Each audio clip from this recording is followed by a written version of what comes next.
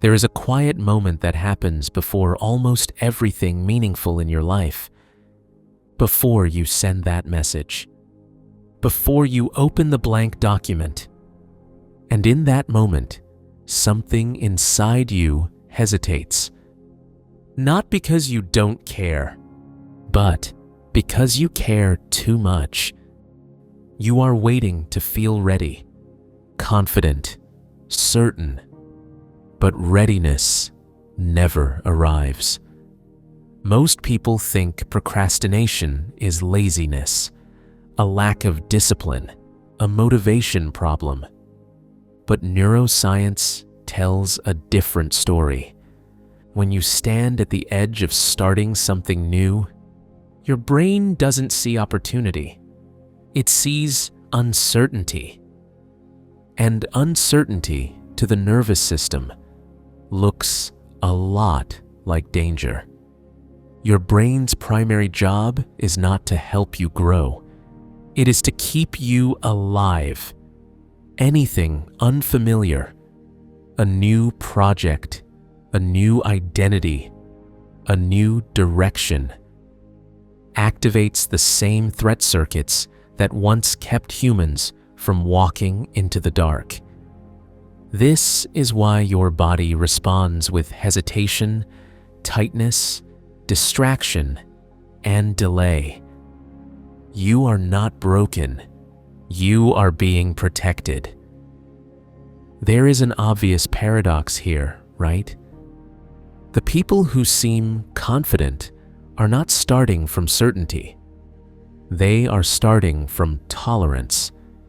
They have learned how to tolerate the discomfort of being a beginner.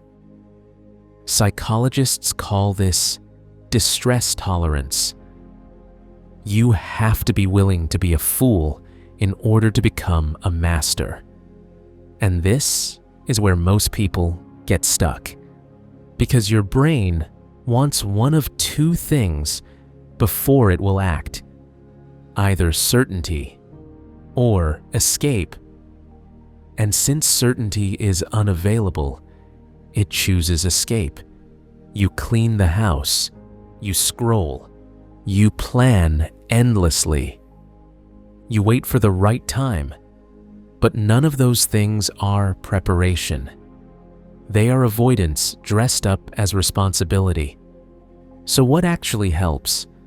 Most people treat beginnings as auditions.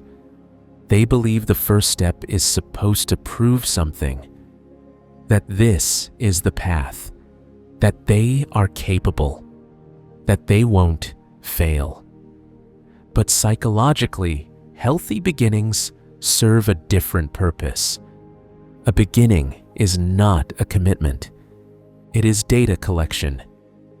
Its only job is to answer one simple question. What happens if I take one small step? That's it. No identity decisions, no long-term promises, no life conclusions, just data. Your nervous system calms down dramatically when the stakes are lowered. So instead of saying, "I'm starting this project," you say, "I'm running a 20-minute experiment."